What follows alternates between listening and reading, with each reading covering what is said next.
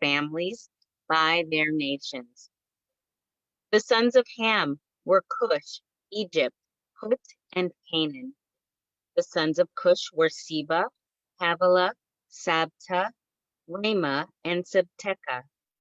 And the sons of Ramah were Sheba and Dedan. Cush was the father of Nimrod. He became a mighty one on the earth. He was a mighty hunter before the Lord.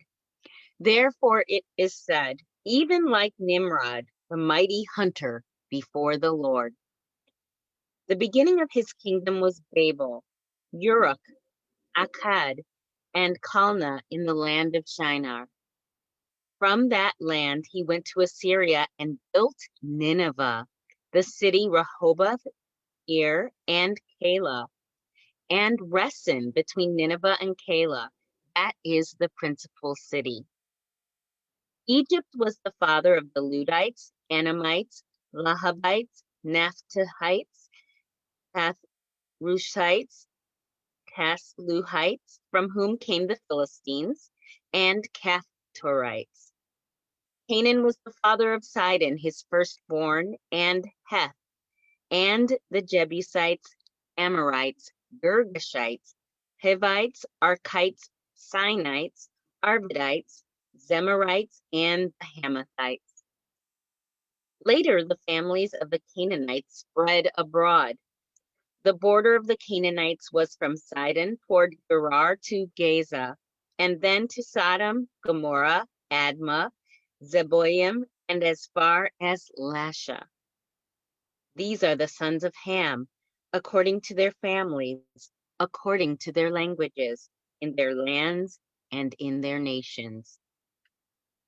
To Shem, who was the father of all the children of Eber, whose older brother was Japheth, were sons born also. The sons of Shem were Elam, Asher, Aphaxit, Lud, and Aram. The sons of Aram were Uz, Hul, Gether, and Meshech. Arphaxad was the father of Shelah, and Shelah was the father of Eber. To Eber were born two sons. The name of one was Peleg, for in his days the earth was divided. His brother's name was Joktan. Joktan was the father of Almodad, Shelef, Hazarmaveth, Jerah, Hadaram, Uzal, Diklah, Obal, Abimael, Sheba, Ophir, Havilah, and Jobab. All these were the sons of Joktan. Their dwelling place was from Mesha all the way to Sephar, the hill country of the east. These are the sons of Shem, by their families and their language, in their lands and their nations. These are the families of the sons of Noah, according to their generations, in their nations. From these nations, the nations divided in the earth after the flood. Chapter 11. Now the whole earth had one language and the same words. As the people journeyed from the east, they found a plain in the land of Shinar and settled there. They said to each other, "Let us make bricks and bake them thoroughly." And they had brick for stone and tar for mortar. Then they said, "Come, let us build us a city and a tower whose top will reach to heaven, and let us make a name for ourselves. Otherwise, we will be scattered abroad over the face of the whole earth." But the Lord came down to see the city and the tower that the sons of men built. The Lord said, "The people are one, and they have one language, and this is only the beginning of what they will do. Now nothing that they propose to do will be impossible for them. Come, let us go down and there confuse their language, so that they may not understand one another's speech."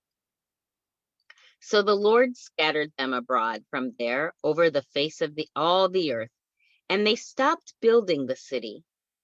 Therefore, the name of it was called Babel, because there the Lord confused the language of all the earth. From there, the Lord scattered them abroad over the face of all the earth. These are the descendants of Shem. Shem was 100 years old, and 2 years after the flood, he became the father of Arphaxad. Shem lived after the birth of Arphaxad 500 years and had other sons and daughters. Arphaxad lived 35 years and became the father of Shelah. Arphaxad lived after the birth of Shelah 403 years and had other sons and daughters. Shelah lived 30 years and became the father of Eber. Shelah lived after the birth of Eber 403 years and had other sons and daughters. Eber lived 34 years and became the father of Peleg, and lived after the birth of Peleg 430 years and had other sons and daughters. Peleg lived 30 years and became the father of Reu. Peleg lived after the birth of Reu 209 years and had other sons and daughters. Reu lived 32 years and became the father of Serug. Reu lived after the birth of Serug 207 years and had other sons and daughters. Serug lived 30 years and became the father of Nahor.